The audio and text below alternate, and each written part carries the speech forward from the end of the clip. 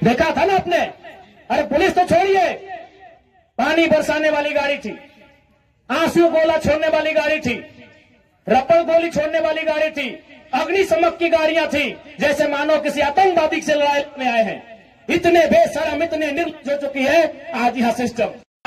ऐसा टीम बनाकर आई थी जैसे मानो वो रैयतों से नहीं बल्कि किसी आतंकवादियों से मुकाबला करने आए हैं। क्या हाल होगा आपको सोच के देखिए।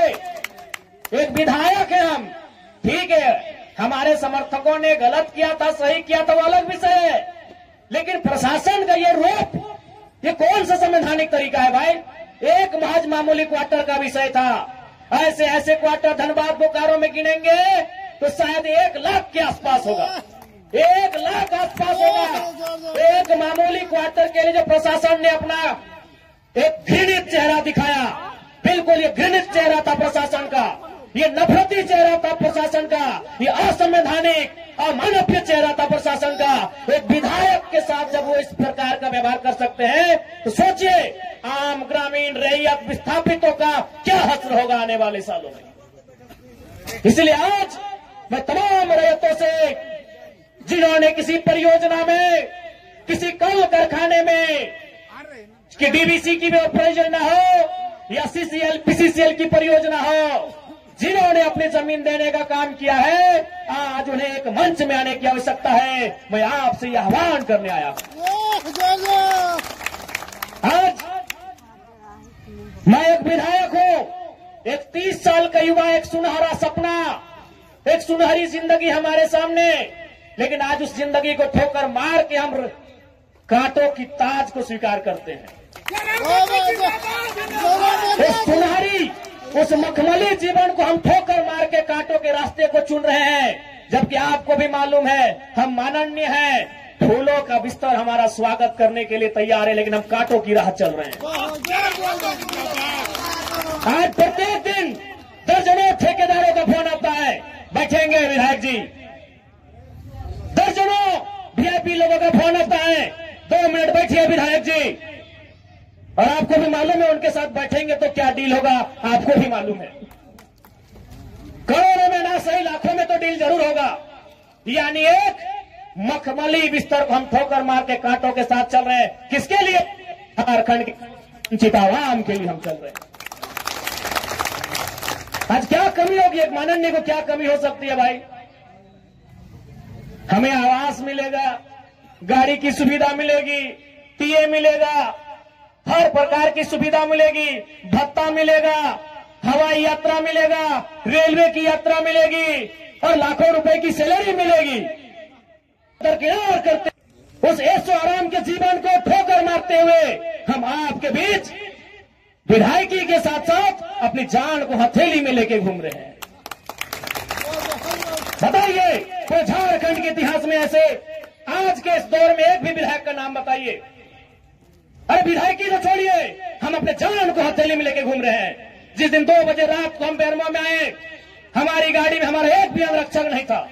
वे लोग सोच चुके थे, हमने कहा कोई दिक्कत नहीं है।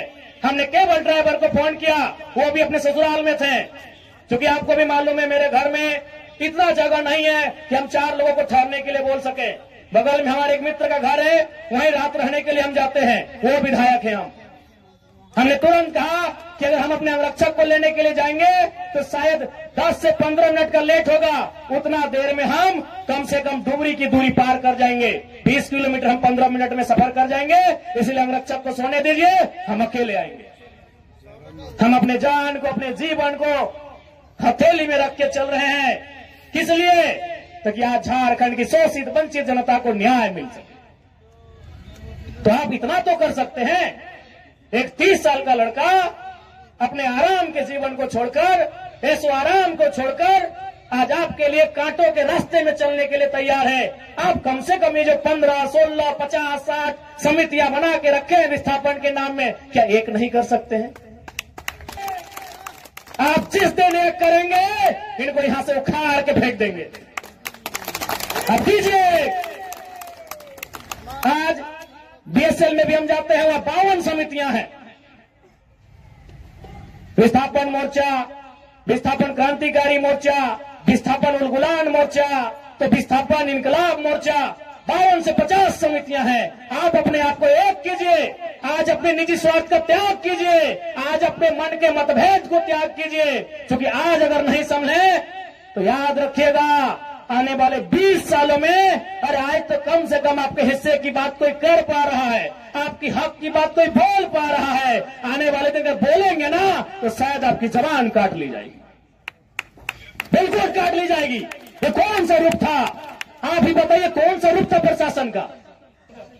आज हो सके आज भी मेरी बातों को कुछ लोग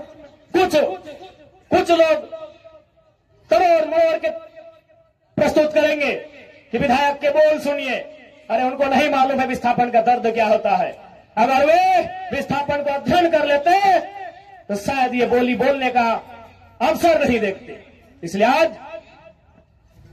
मैं आपको स्पष्ट कहना चाहूंगा, और मैंने विधायक बनने से पहले ही कहा था, मैंने सांसद का चुनाव लड़ने से पहले ही कहा था कि आज जो हाल मैं देखता हूं पूरे झारखंड का, आज जो मैं अफसरशाही का व्यवहार देखता हूं, आज जो मैं प्रबंधन की मनमानी देखता हूं, मैंने बहुत दुखी होकर कहा था कि मैं पीएचडी का स्कॉलर हूं, लेकिन मैं शायद इस बात को आप लोग मेरा गलत कहें, लेकिन मैं कह रहा हूं कि कोयलांचल में रहने वाले लोग जो विस्थापित लोग हैं वो हम दो, हमारे दो नहीं, 2 बच्चों को एक्स्ट्रा जन्म दीजिए और उनको केवल और केवल विद्रोह की भावना के साथ तैयार कीजिए कि आपको बदला लेना है।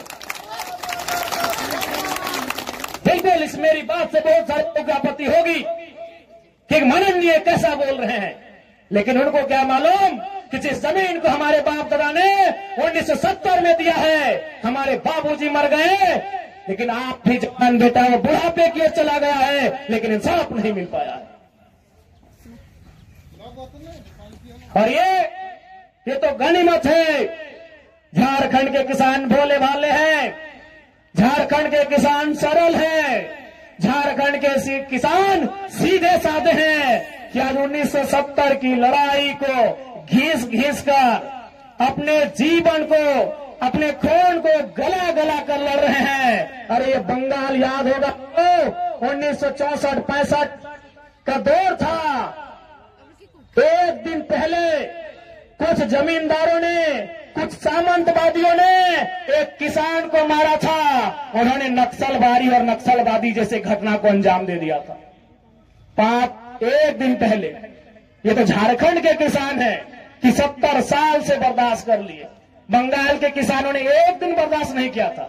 आज आप नक्सलवादी सुनते हैं ना, नक्सली नक्सली नक्सली, ये डिक्शनरी का वर्ड नहीं है, नक्सली कोई पूरा वर्ड नहीं है।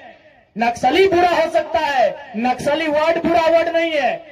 नक्सली एक्चुअल में वास्तव में बंगाल में दार्जिलिंग जो क्षेत्र है वहां एक गांव है, उसका नाम है नक्सलवाड़ी। नक्सली कोई डिक्शनरी का शब्द नहीं है जिसको हम लोग झारखंड में सुनते हैं नक्सली। एक बंगाल का गांव है, उसका नाम है नक्सलवाड़ी। उसी गांव में घटना घटी थी। किसानों को कुछ जमींदारों ने, जमींदार को आप प्रबंधन से ही तुलना कर सकते हैं, जमींदार को आप प्रशासन से तुलना कर सकते हैं, तो कुछ जमींदारों ने, उस किसान का नाम था जंगल संथाल, लगभग 6 फुट ऊंचाई का वो किसान था, उसका नाम था जंगल संथाल। उस किसान के कुछ साथियों को लाठी डंडे से पीटने का काम किया था। बदले में एक ऐसा क्रांति आती है, उसे आप नेगेटिव कहिए पॉजिटिव कहिए, वो भी सही नहीं है कि आज उसे नक्सली और नक्सलवादी का नाम दिया गया। वे किसानों की घटना थी।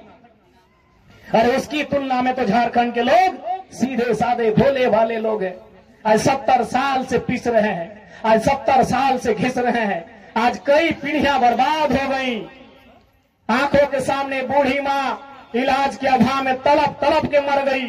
आंखों के सामने जवान बेटा बेरोजगारी से तंग आकर खुदकुशी कर लिया। आंखों के सामने इतनी घटनाएं घट गई, आंखों के सामने इतनी घटना घटने के बाद भी आज झारखंड बर्दाश्त कर रहा है। ये बंगाल होता तो आज नक्सलबाड़ी जैसी कई घटनाओं को अंजाम दे चुका होता। फिर भी